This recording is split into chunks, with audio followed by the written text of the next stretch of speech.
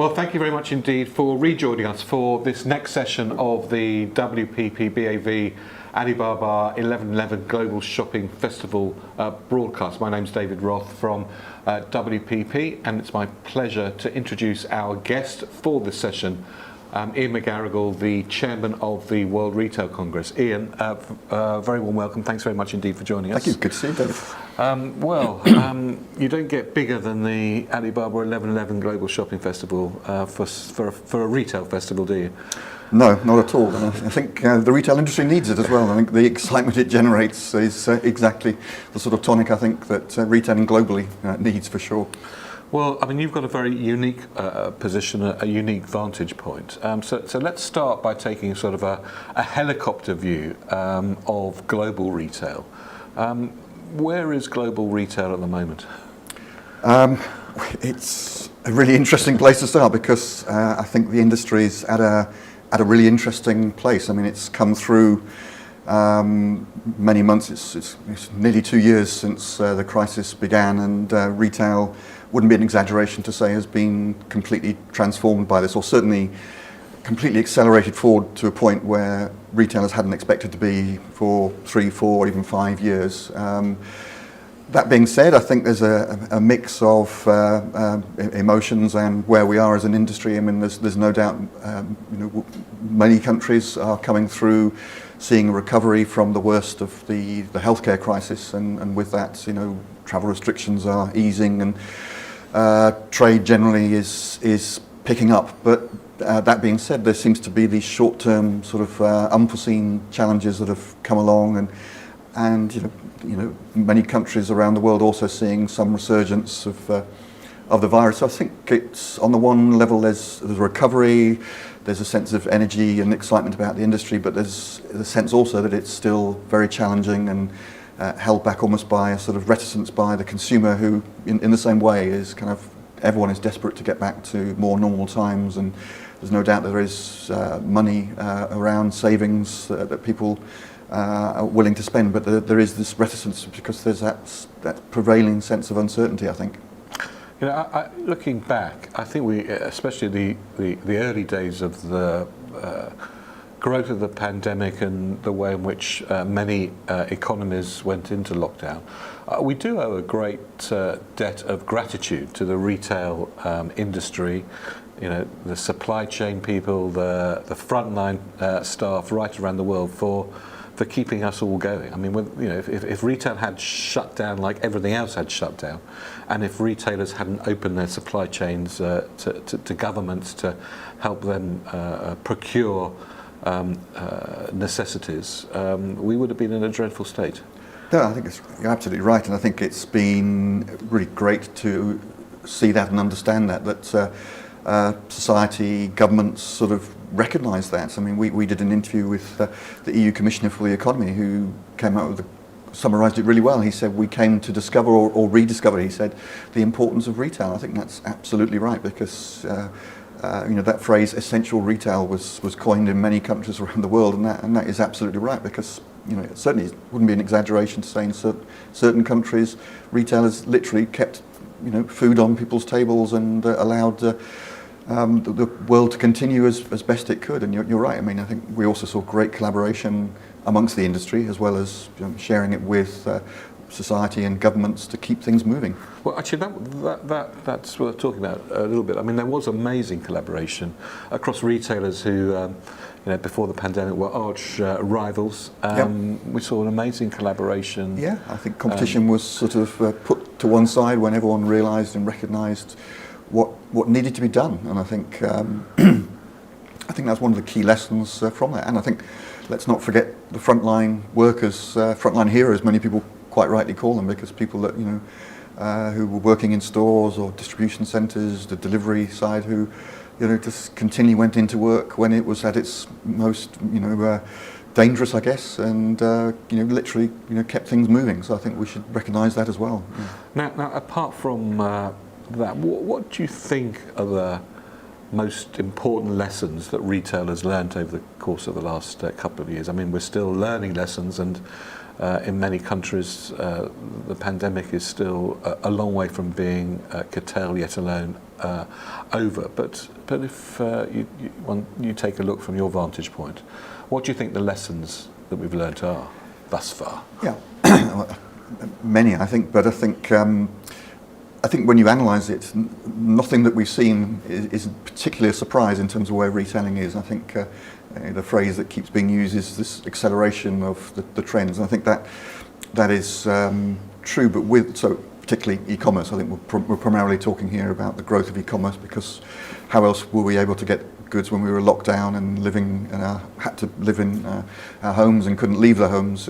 So e-commerce naturally was accelerated forward, and for non-essential retailers, that was the only way they could sell their goods. So on the one hand, that wasn't a surprise, but the sheer speed of that and what that meant for retail businesses to respond that's been the real lesson. Because I think it's interesting, at the World Retail Congress before the crisis, when we were, the prior 2-3 years perhaps, so from 2019 backwards, one of the key topics that retailers always wanted to hear about was, how could we be more like the Amazons and the Alibabas and the startup disruptor businesses. And what they really meant was, how could we be faster moving? How could we take more risks?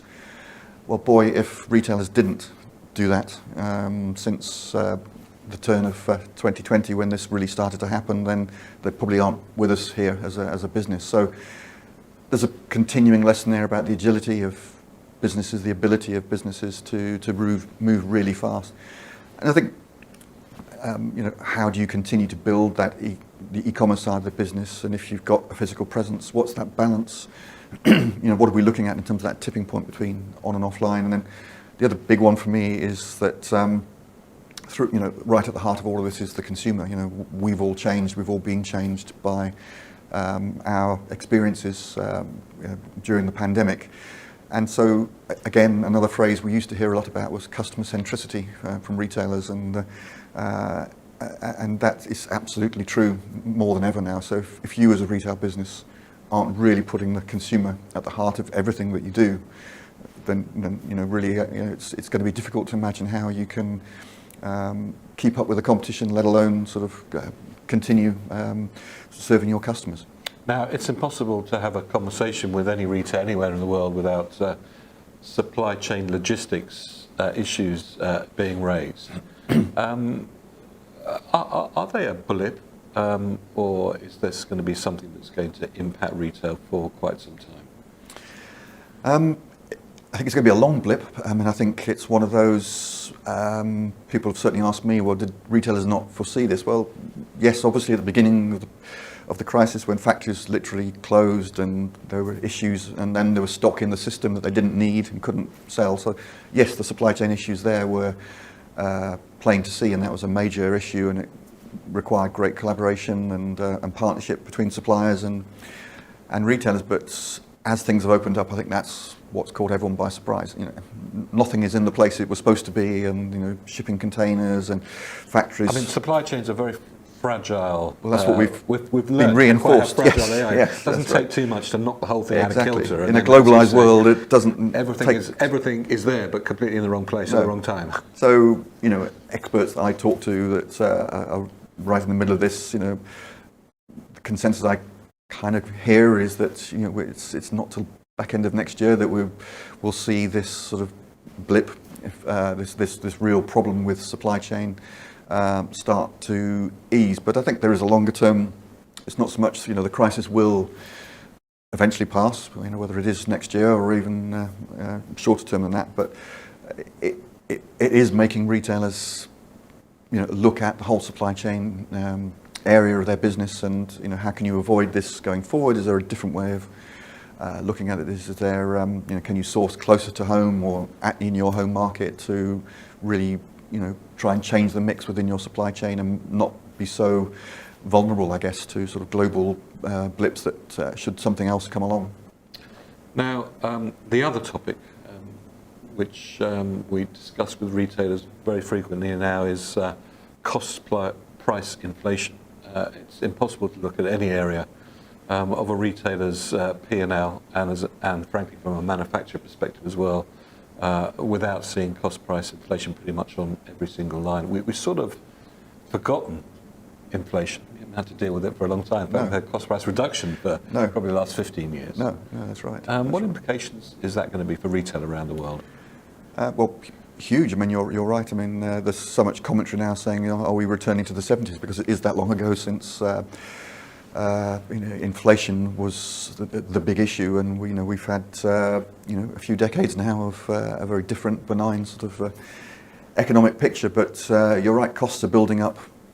Taking just purely retail, right through the business. I mean, the costs of goods, you mentioned the supply chain issues, that's already causing a sharp rise in prices, but we're seeing it right through the kind of retail infrastructure, the labour shortages, which is leading to increase in employee costs to recruit and retain people, and costs of raw materials, etc.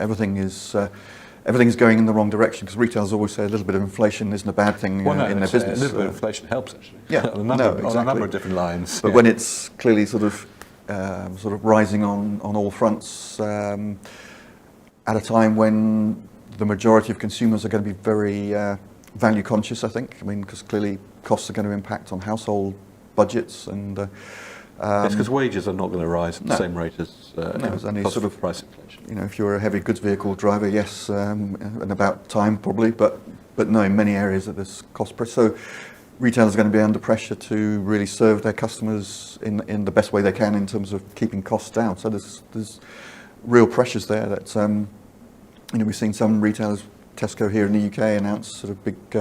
They found more tranche of cost savings, and that is going to be the order of the day. That retail likes to pride itself on being, as lean as it absolutely can be. But I think that there's going to be even more emphasis and pressure to run, much more lean businesses to keep those costs down when inflation is rising.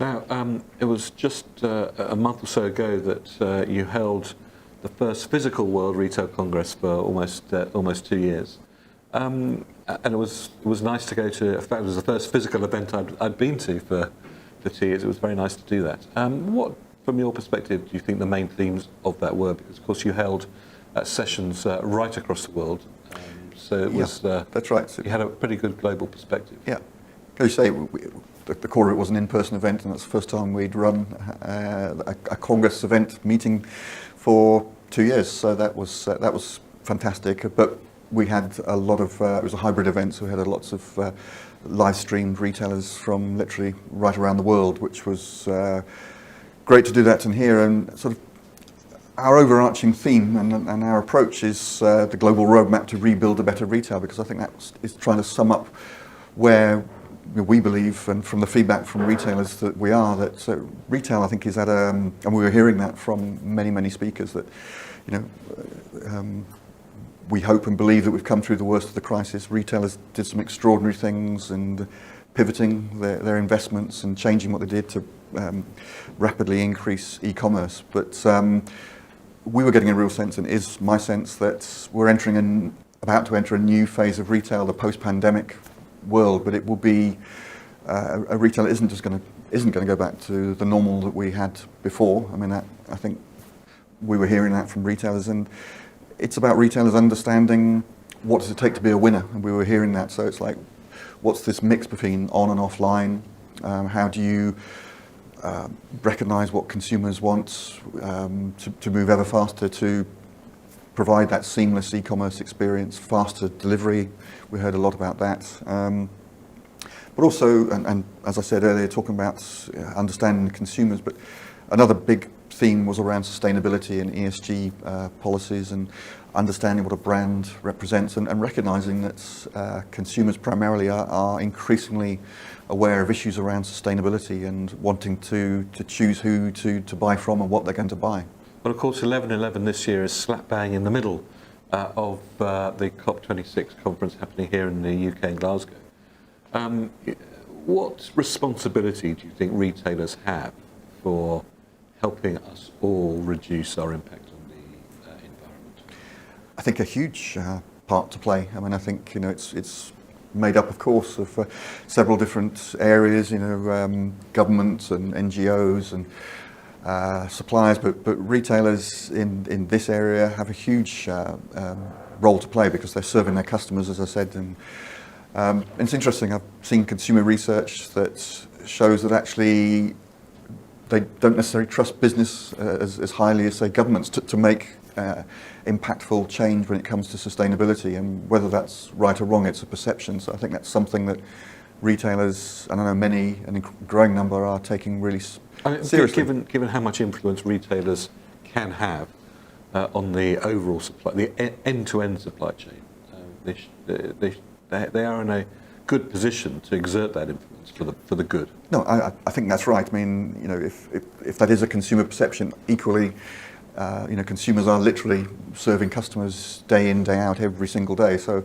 the decisions and the products that retailers make and put in front of consumers are absolutely crucial. And I think retailers can set the tone, and they've got that amazing ability of millions of touch points every single day to promote and explain, because I think there's a huge uncertainty amongst consumers, all of us, like what's the best thing to do to have the greatest impact and the most positive impact. And I think retailers can help that whole process.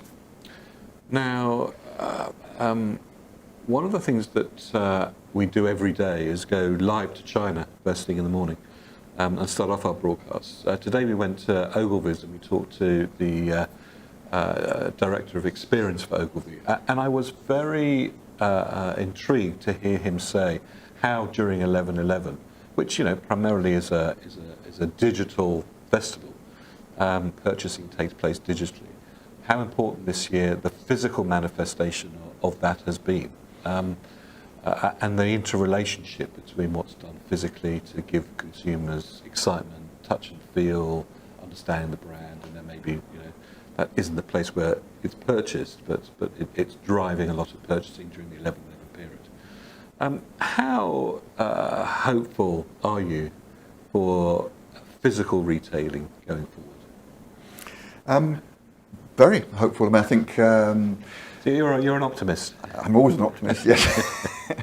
But I talked about the acceleration of e-commerce, and it seems, sort of taking sort of broad numbers, it's now 40% of many markets e-commerce. So therefore 60% is still through physical space, which is quite a drop on the one hand. But I think that's it is a huge issue for retail. It's figuring out the role of the physical store. How can you entice and excite consumers? But more importantly, how can you join it together? I think I talked about some of the phrases that like customer centricity and e-commerce that have been talked about for so long. But the role of the store is something that's been looked at for a long time. And Omnichannel was the phrase that was used for a while, and then was dropped, but it's come storming back through the crisis, because there's a realization that all channels are interlinked.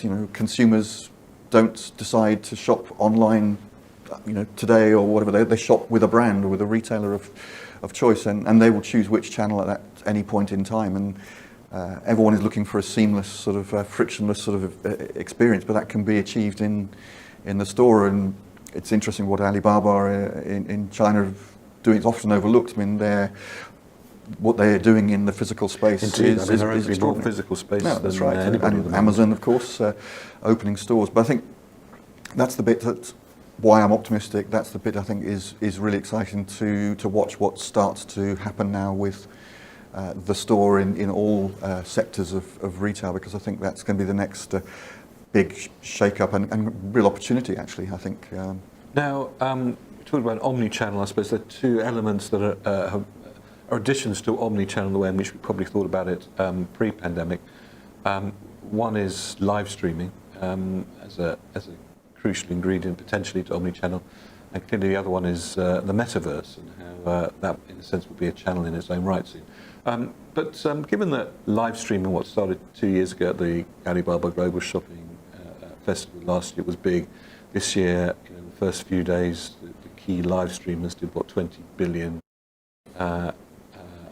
RMBs worth of sales. Do you think live streaming is going to be a retail channel in its own right soon?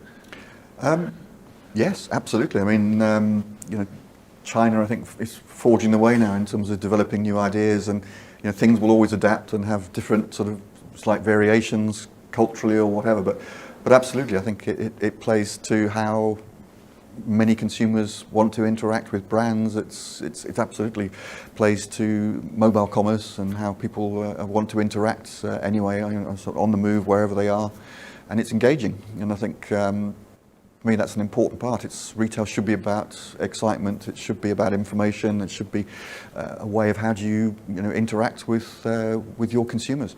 I mean, I think personally, I think we've lost a lot of excitement in retail over the last few years. We've concentrated so much on supply chain efficiencies, and we've sort of taken an eye off the ball that retailers, consumers come to retail stores to be entertained, to be excited. It comes back to this customer centricity, whatever the new meaning of that. But what it should mean is, you go where your customers are, where they want to be, how they want to interact with you, and how can you find new ways of making things exciting for them? So given how engaging Chinese shopping festivals clearly are, what can we outside of China as retailers learn from Chinese shopping festivals? What strikes me, the way that 11/11 has grown and developed is the way it's sort of it's taken a holistic view of like how can we really plan this? How can we create lots of points of engagement and excitement? And yes, we know the holiday season, the golden quarter, it's the most important period in retail in most places around the world. But I just think what we've seen with 11/11 over recent years and where we are now, it's just really, taken a sort of that overview of how we can create that real excitement. Work with brands. I mean, I know that Alibaba have really been doing is working with international brands to say, right, how can we tailor that collection or that range? How can we really adapt it to what we're seeing with consumer trends and developing new and unique and personalised services? I think that really does, I think, show the way how whether it's a shopping festival or just the way that retailers can sort of engage with their customers. I think there's a huge number of lessons there, but it comes down to that wording, excitement again, as you've mentioned. I mean, that's retail is about serving needs and wants, isn't it? And how can we really create something that's really engaging and exciting for all of us as consumers. Now, talking about engagement and excitement, World Retail Congress, you're busy planning that for 2022. What's the strategic framework that you're constructing the World Retail Congress, and what part is WPP playing in that construction? Well, as I mentioned, the theme that we sort of launched for our event in September was the global roadmap to build a better retail, and that is the overarching theme again, and we're looking at those key areas of, well, what's the winning retail business model now in this new world? We're looking at the consumer, what behaviour has really changed, what does that really mean, and all these things we've just been talking about, how we can engage them.